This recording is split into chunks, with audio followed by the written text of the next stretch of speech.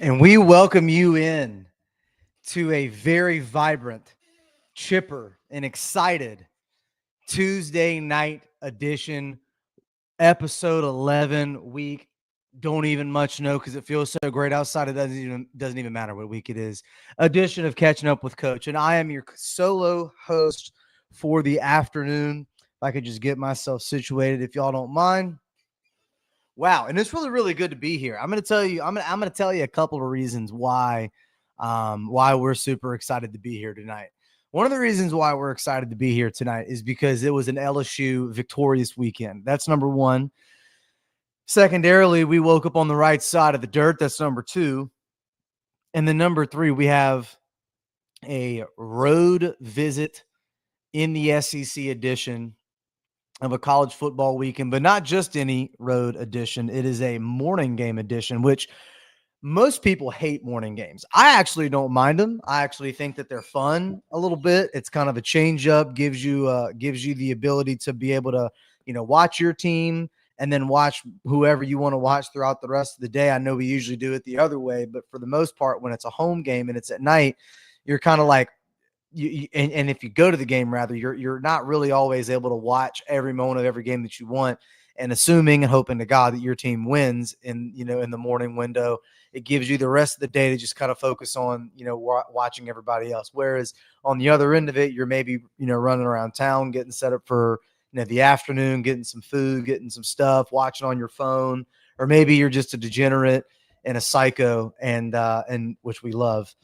And you're watching all day from the recliner and not moving at all, no matter what responsibilities come your way. But in whatever the case, and nonetheless, we welcome you into the show. Big, massive shout out to the stream. Bo, what up, Coach? What up, baby? How we feeling?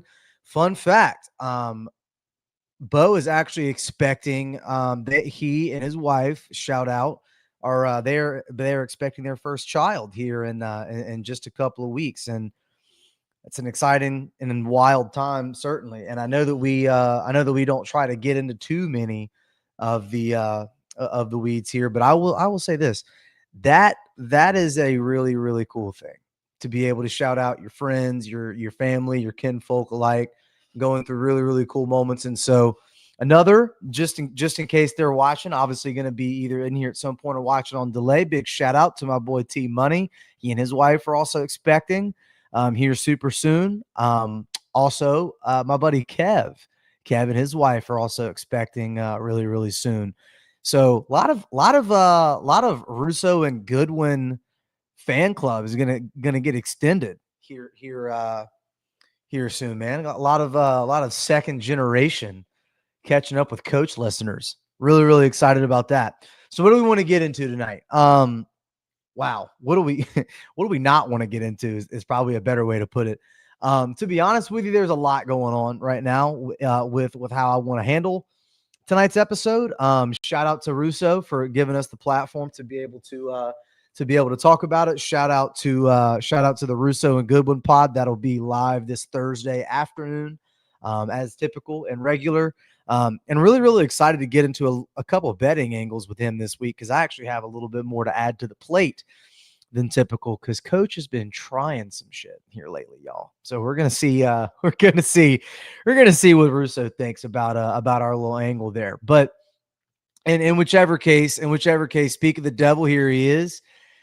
Russo is in the building from the main pod account. How we feeling, baby? Hope that hockey play hits tonight. Trying to get some early Christmas money. Just kidding. Only I'm not. So what do we want to get into first? Do we want to get into the head coaching carousel? Do we want to get into injuries? Do we want to get into who's maybe not injured anymore? Shout out Garrett Nuss. Do we want to get into Trey Green and the freak show finally makes his appearance? Do we want to get into the O-line? Do we want to get where do we want to go? I think we go in as sequential order as possible. But the one thing that I will say is there is quite a lot on the bone here, pause, to be able to talk about. So I suppose we should just get right on into it. But again, if you wouldn't mind, just before we get started, give us a like and share. It's an easy fix. For those of you that don't know how to do that, if you're watching on your Google account, if you've got a Gmail account or whatever the case may be, watch on your account. The reason for that is because it gives you the ability to set not only the notification bell, but just give us a like. Literally give us a like. If you subscribe, awesome, but please just give us a like.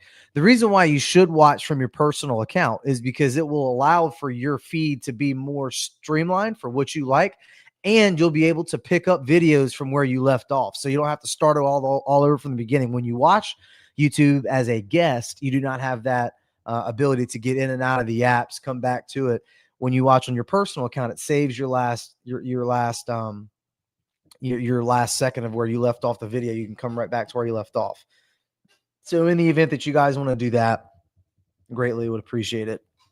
And obviously give us a like on social media. Give us a shout out if you got an auntie or an uncle or a cousin or a brother or anybody that wants to talk about college football, SEC football, but more specifically LSU football. Please, by all means, send us their way. We'd love to have them into the show and into the comment section. So without further ado, let's just get off into it. LSU, South Carolina, what do we learn? To be completely honest with you guys, I'm not overly enamored by the final box score. I think that's probably a bit narrow-minded to say 20-10, identical score to Florida, must have gone the exact same way as Florida. You'd be very wrong. I think there was a lot of good that happened in this football game. Certainly a lot of bad, which we will get to here in just a second, but certainly a lot of good. So let's go through maybe the good first, and we'll get to the bad. Let's have a chipper afternoon, okay? So what good happened? The good news is that you ran the ball for a lot more than what we all expected. South Carolina, despite the fact that they're a 3-loss football team, they were also the 3-loss football team at this point last year.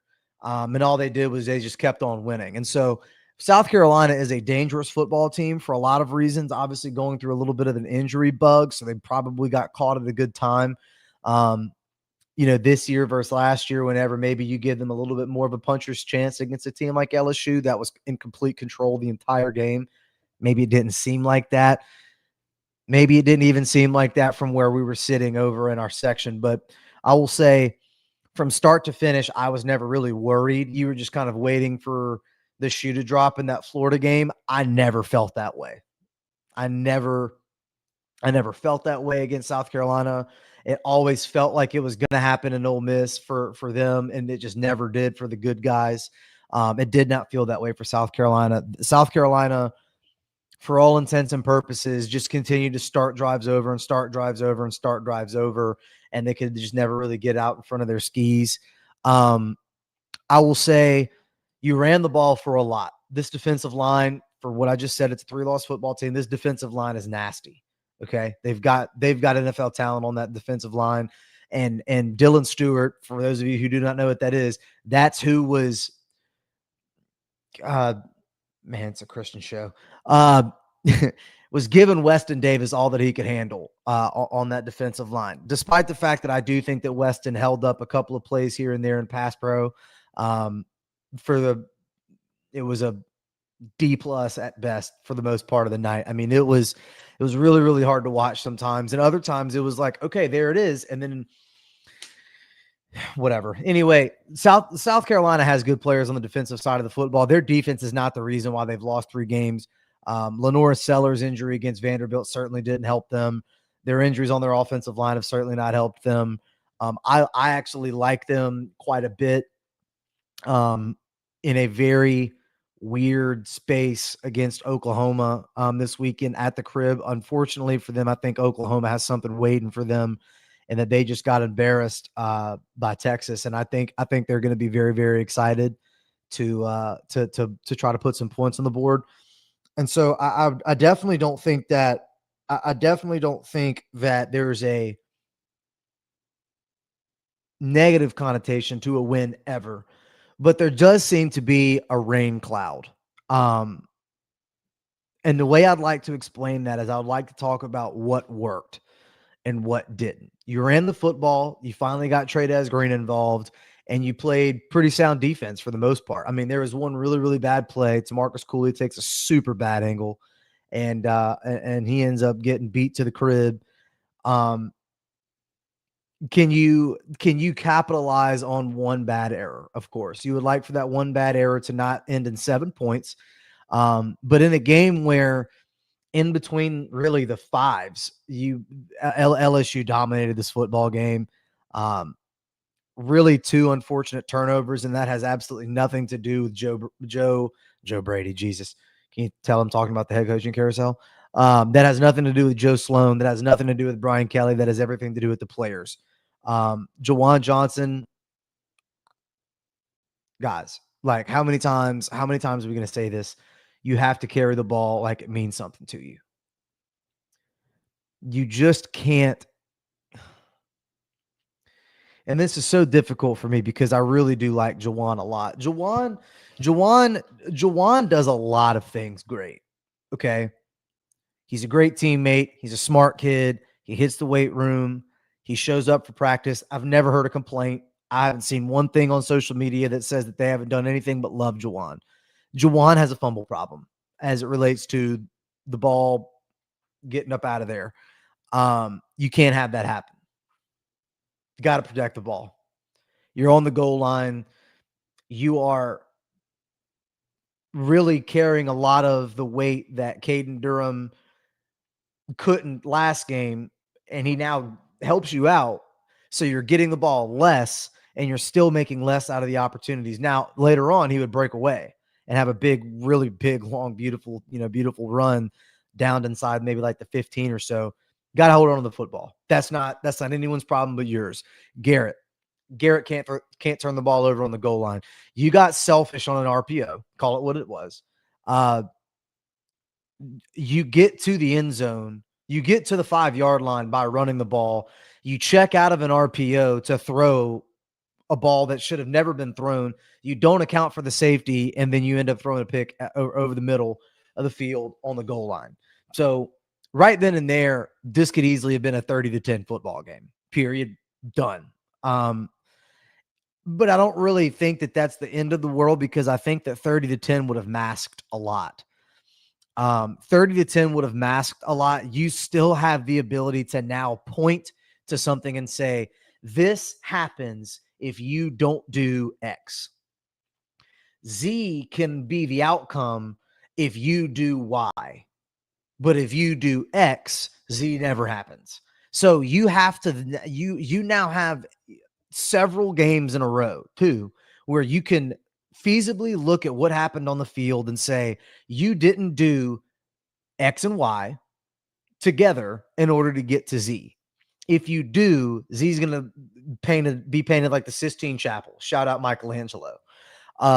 It's very, very difficult for me to watch these kind of turnovers happen because it's so freaking frustrating, bro. It's so aggravating.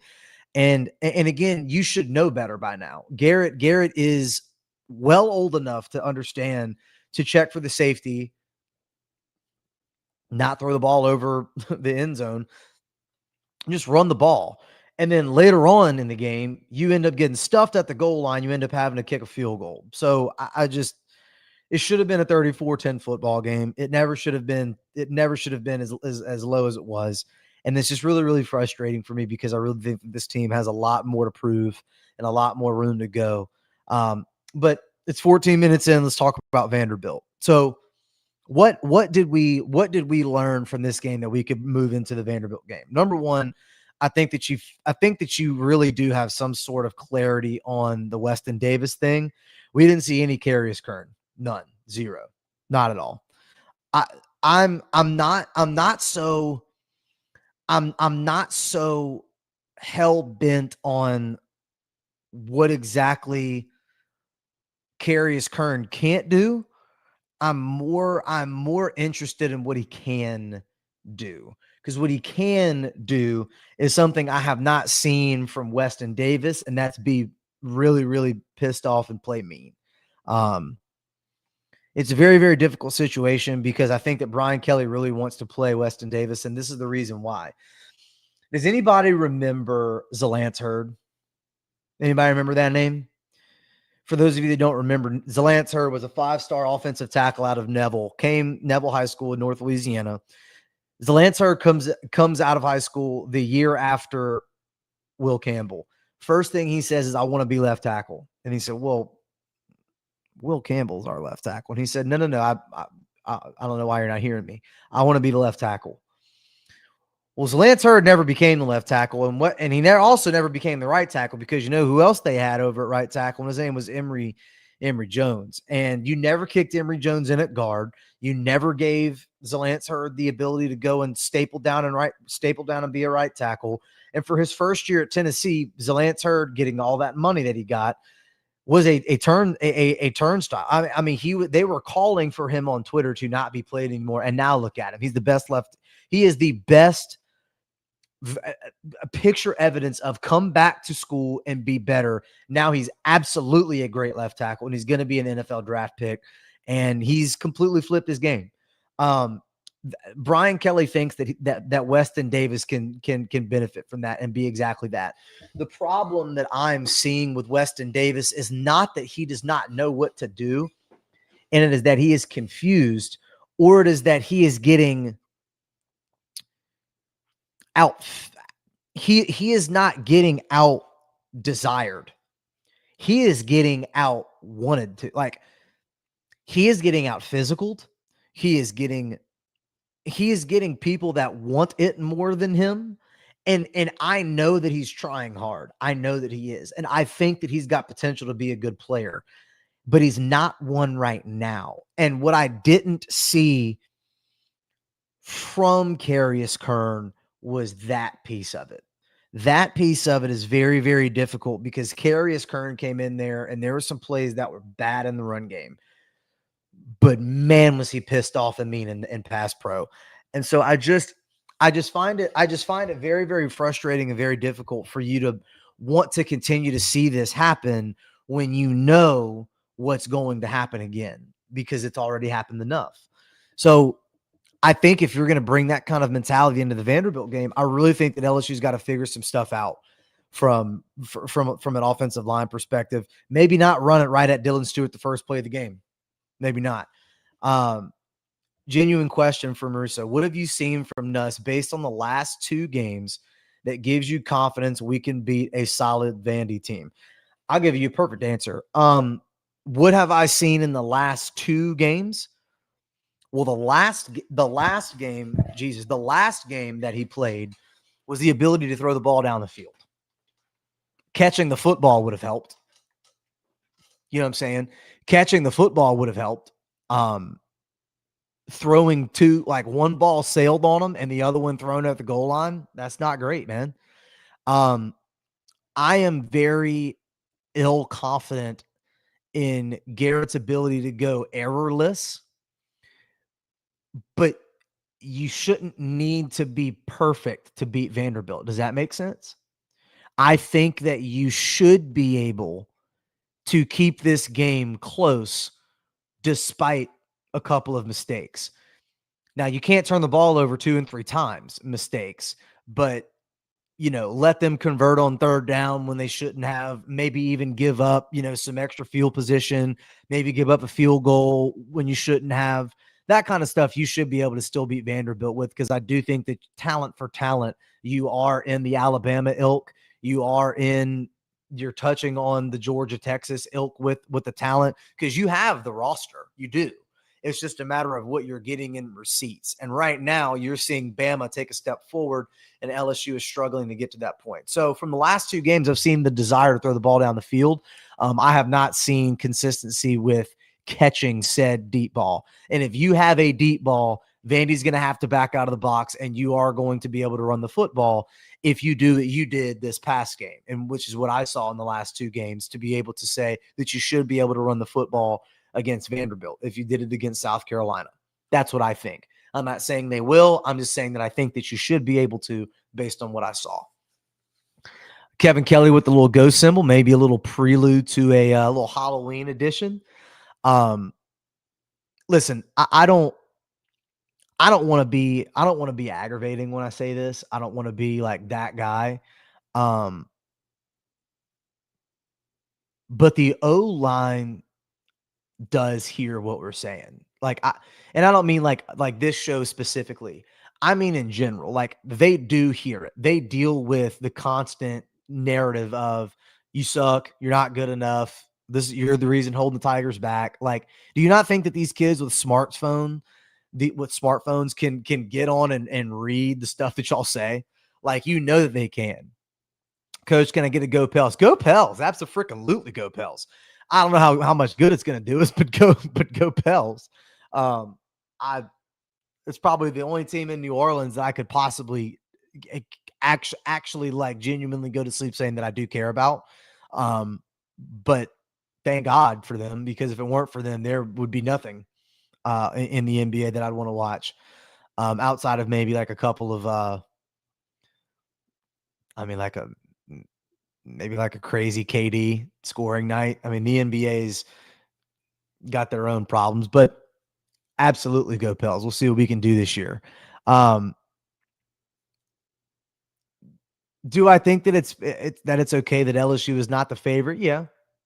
Yeah, because Vegas is going to go off of points against, like, first of all, covering the spread, 1, home field advantage, 2, wins and losses, 3, and then strength of record and schedule. So you have the ability to look those two things in the eye and say LSU should at this point be a pick 'em. I mean, you've not blown anyone out of the good variety, and you're on the road. Is what it is. Before we get to this next segment, because I want to break down the keys to victory, and I do want to break down some injuries, talk about what that means, key matchups, and then overarching what I think about the game. I do want to get to our just a quick break here. For those of you, and I can't put it on the screen yet because they are not an official, titled sponsor of the show yet, but I would want to just give you guys a shout out to our friends over at Web Western. Web Western is an incredible company. Why is that? Because they make these gangster hats. This bill is a magnet. This whole thing is a magnet. If you're a fisher, as you can see, the little Web Western W and a little fish hook. If you can see that, first of all, if you have a fish hook, throw it on there. You got it. You got a little one of those little magnet. You're playing golf. One of those little magnet biddies that connect the little ball marker. Stick it on there. It's a cool company, man. David Webb, the founder, is a really, really awesome guy. He's put out some really cool products. Code Trey G10 if you want to get you a little discount. Shoot me a DM if you're having issues with it. The code Trey G10 at checkout if you want to get a little discount there. Awesome gear, dude. If you're a deer hunter, if you're a fisherman, if you're just wanting to have something cool to wear with whatever clothes, outfits, whatever, it's a cool company, man. They've got shirts, they've got hats, they've got jackets. Really, really cool company, and super, super excited to be a social media sponsor for them. So just want to give our shout out sponsor over there to Web Western, WEBB Western. I guess we can probably get into the key matchups. I'm going to be honest with you. I really don't think this is that hard.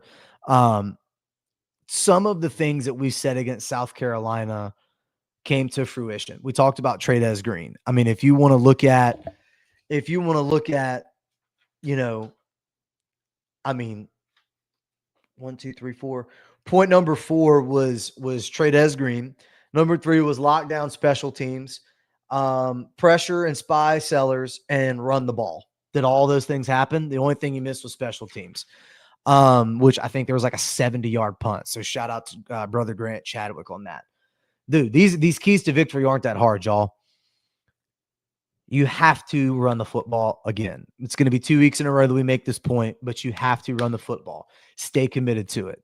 The reason why I think you stay committed to it is because I do think that Brian Kelly was calling plays in the second half. I think that there was a commitment to run the football. It was very even-handed. It seems like a lot of you have forgotten about this. And so for those of you that don't want to hear a rant, fast forward if you're watching on delay, but I'm going to get into one for just a quick second if you don't mind.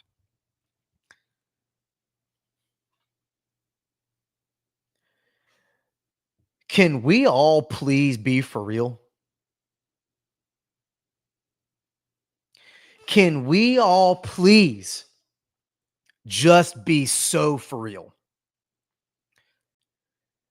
If you are in the camp of calling for a head coach's job after winning a football game, the only people that should be doing that is at the University of Florida.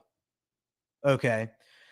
Who in the hottest of seats has now put together wins over teams that they really shouldn't have beat, but had a chance to beat them. And here's a news flash, y'all. I like their chances against Georgia. Sorry, I do. Florida went out and beat Texas. Billy Napier's still on the hot seat. They're looking for a reason to move on from him, and the dude's just coaching for his life. If you think that you're so much smarter than the curve and the rest of us, and your desire is for Brian Kelly to be fired, I have a very, very difficult reality for you to live in that I think if you are comfortable and secure enough, and I know insecurity runs deep in a lot of folks, but if you're secure enough for a second, I just want you to sit down and just become comfortable with what I'm about to say. Okay. I love you. I love that you're listening to the show. Please, by all means, continue to. But I need to tell you, and I'm speaking to whoever you are directly. LSU is not going to fire Brian Keith Kelly. There is too much money involved. Unless you have 50 mil to just come in, lay down, it ain't going to happen. You just went to the donors and the boosters to get NIL money. Okay. You had a lot left over because Bryce Underwood fell through. But where do you think you got that money? You are not in a position to be even asking for those things. Can you be pissed off? Yes. Can you be disappointed that you're not undefeated? Yeah. Should you desire more? Yes. But you do not just get to and then just start all over a program and get a head coach. Who is available right now better than him that can come in right now today and do the better job? There's only a couple of names, and both are few of them, three of them ish, don't want the job. They're not available. So that leaves you with up and comers. Would you prefer an up and comer, or would you prefer the winningest head coach in college football?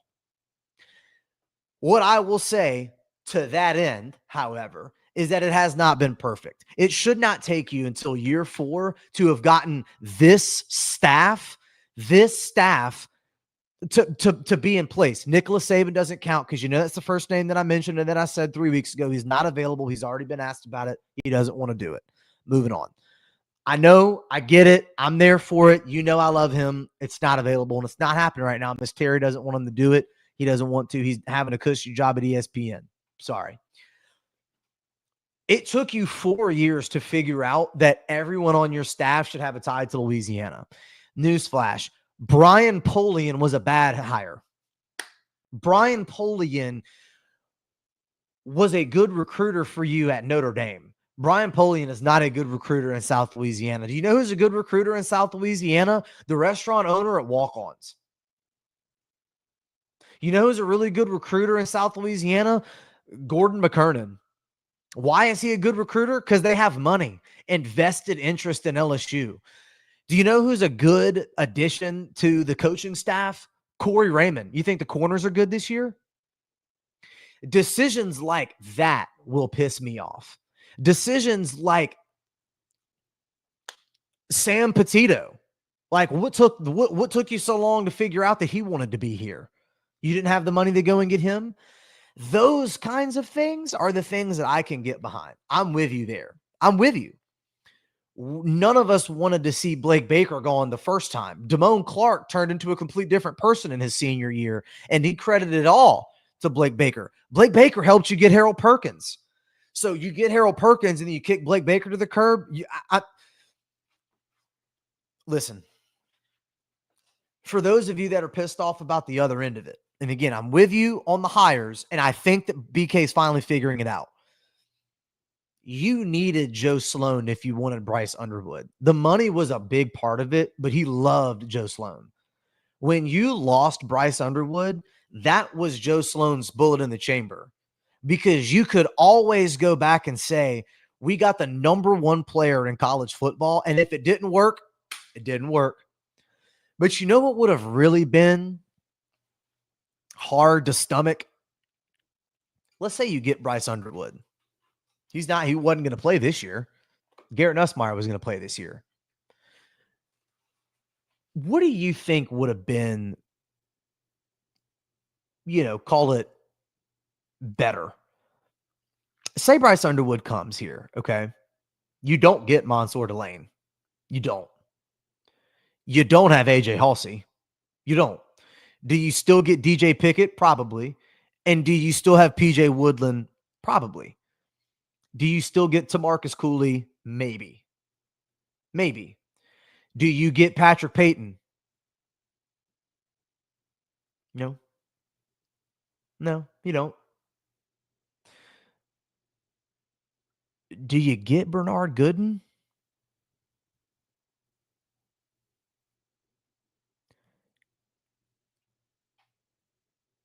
Something tells me you were still going to have problems on offense with or without Bryce Underwood.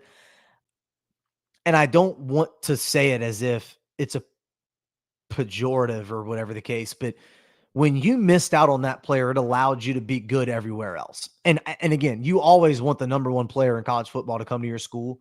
But the reality of the situation is that your defense looks like it does right now because of what you were able to invest in with that money. Okay. However,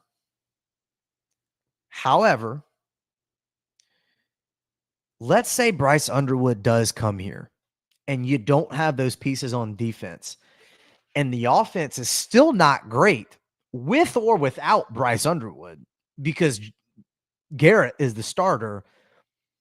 And then you have to bring Joe Sloan back. And I'm not saying he's going to be gone. You may want to bring him back, but he's definitely going to come back for Bryce Underwood to actually play because that was the whole reason for him to come in the first place. Pause. You don't have the ability to say Brian Kelly made the wrong decision at keeping Joe Sloan as the OC. You don't just go get a new OC just before the season starts and it's February. Like you are already going to have the Joe Sloan offense. Look how the offense ended the year last year. But guess what? Brian Kelly was the one holding the play sheet after from the Florida game until after the deep shots, the passing over the middle, the Chris Hilton deep ball, like all of that was given to you by Brian Kelly. So let's just say for all intents and purposes that you now go into the 2026 football season with Joe Sloan and you don't have a single damn clue about what it's going to look like with Bryce Underwood. And then it ends up being sloppy like it is right now over at Michigan with Bryce Underwood. What is my point? Point is, none of us knew or could have known that we would have struggled this much. And I definitely think that the Garrett Nussmeier injury has not helped at all, but it's clunky. But Joe Sloan was attached to Bryce Underwood, and it was always the case. No one's going to admit that publicly.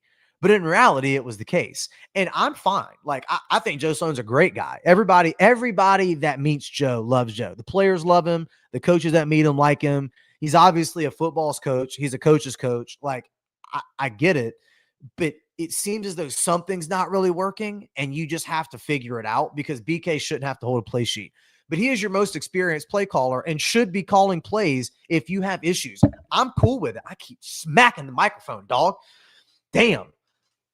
It should be that you should have Brian Kelly calling plays if you're having some trouble. How many play calling coaches do you think there are in college football right now? You just had Penn State lose their coach in the middle of the season, and the word on the street, the people streets are talking, Adidas was the reason why that happened, allegedly. Now, if there's, proof behind that, okay. But guys, we're in an era in college football where buyouts are dumb, dog. Dumb, dumb, dumb, dumb. We don't have the money to just wipe away that contract. He's here. Okay. And he's going to do a good job if he continues to do what he's doing and investing in the portal and investing in Louisiana Tide coaches. It's gotten better from the side of the football that sucked. The problem, now you got the offensive side that sucks. Well, you may need to go make an adjustment on that, but I digress. So please spare me the Brian Kelly needs to go. If you fired him tomorrow, do you honestly think that makes you a better football team? No. Shut up. Shut up. It doesn't make sense. It doesn't make sense. I am not saying that I'm completely pleased with the job. Of course, there are things that I don't agree with. But for those of you that think that you should just go ahead and fire him like you just did James Franklin, you are out of your God-forsaken mind. You have lost your grip on reality, and you need a Pepsid and an act of contrition. That is what you need.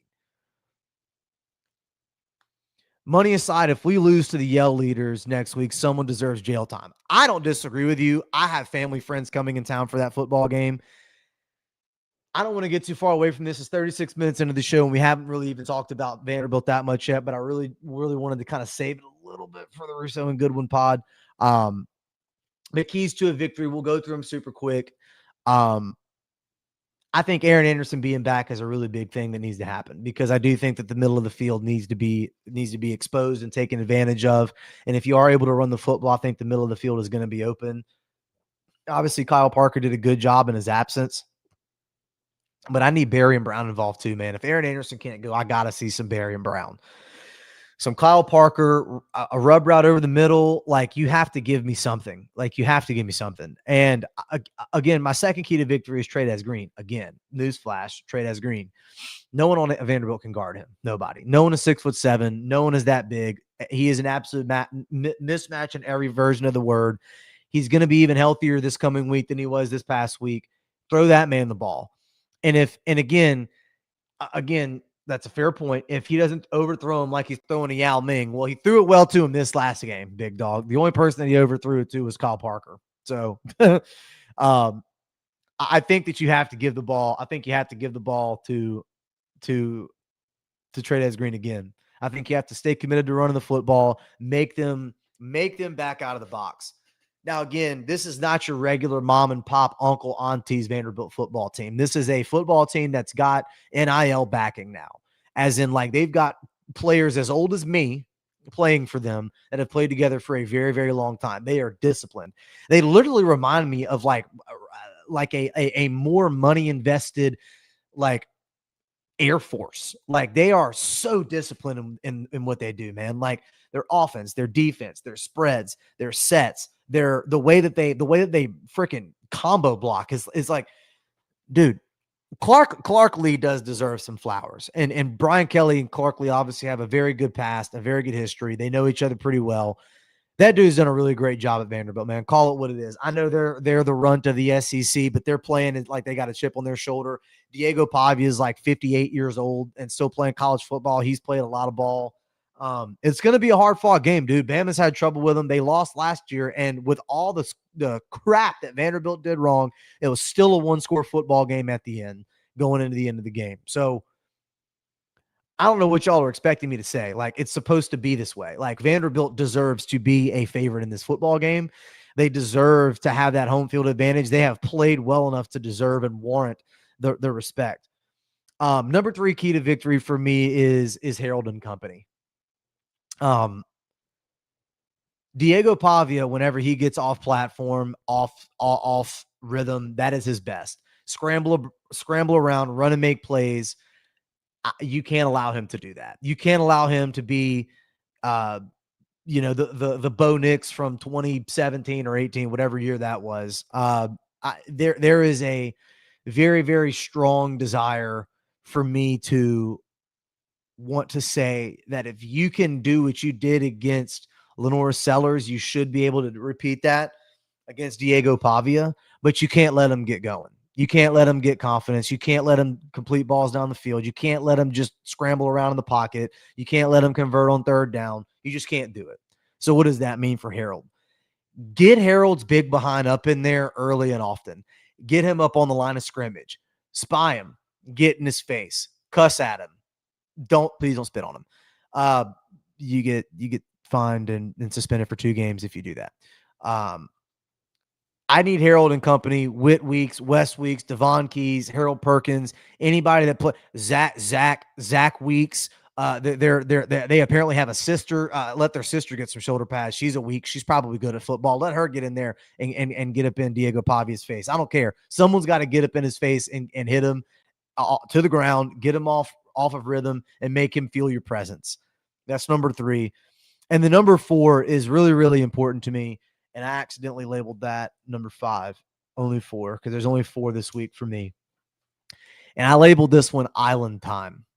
We referenced it earlier in the show. Does anybody think that the cornerbacks look good?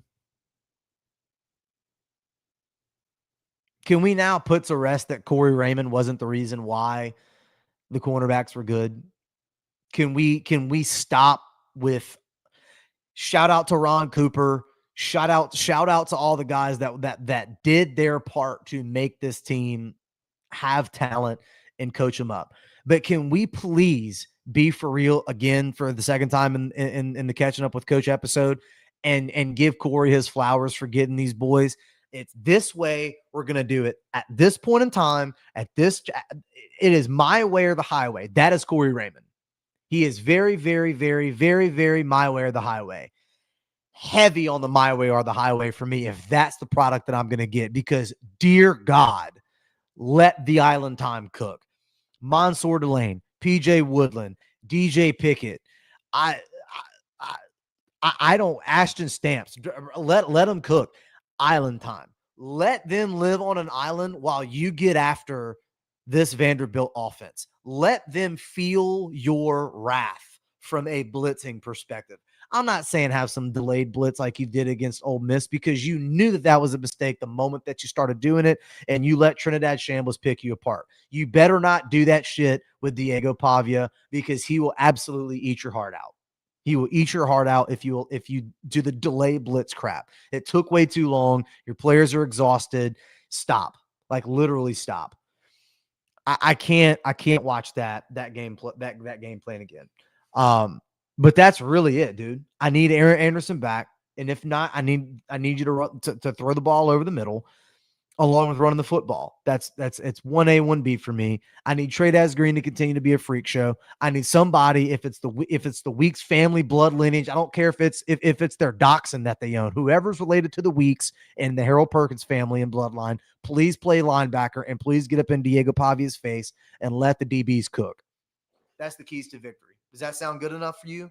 Like, did I cover all the bases? This should not be this difficult of a game plan, but you are going into hostile territory because Vanderbilt actually cares again. They are not going to have 11,000 people there, moderately drunk and looking to go to the Kenny Chesney concert. They're going to be there rowdy with their chests painted, and they're going to be hyped. They are excited in Nashville for football again. Theo Vaughn's going to be there with a mullet, rowdy and ready to roll. Let them know what it's like when you have a really, really, really, really hungry dog backed into a corner. That's the mentality that I need LSU to get. Because what I can't stand to see anymore, man, is I can't stand to see the fight getting brought, like the D-line to the offensive line. I have to see some more fight, man. Like from the first play, maybe not run it at maybe the number 1 edge player taken in the next NFL draft. Let's maybe not do that against Dylan Stewart or anybody else for the rest of the year, please.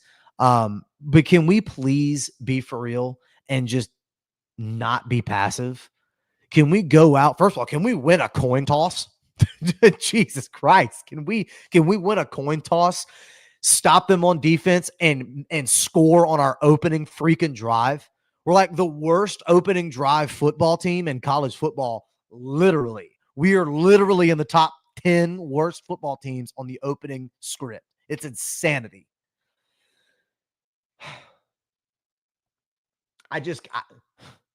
We're going to save the rest of this for the Russo and Goodwin show on Thursday, y'all. I don't want to take too much more of y'all's time by talking about this because you know how I feel. I just think that we need to make this easy on ourselves. These are the keys to victory, and that's it. So we'll see what they do. We'll see what happens. And nonetheless, we will be live to cover whether they do or don't And again, we thank you all for joining us in. We thank you all for commenting on the show. For those of you watching us live, for those of you watching us on delay, we thank you. We love you. If you want to do me a favor really quick, please like and share. Please share it out to your friends, the family. Put it in the family email. I got a big old Siciliano family, and we still do the email thing. Send it out in the email to your family. Send it in a group text. Send it individually. But give us a little like, give us a follow, and then maybe give us a share. But that wraps us up for the evening, guys. We're going to get up out of here. We appreciate you. We love you. Thank you for everything that you guys have done for us. Thank you for the feedback. Shout out to our folks over at Web Western for the sweet merch. And thank you for everybody that has given us some really, really helpful feedback. Again, tune into the X, tune into the YouTube, tune into the TikTok here and there, and let's get ready. Thank you. But most importantly, thank you for those in the back. Like and share. All right. Appreciate it. Let's go.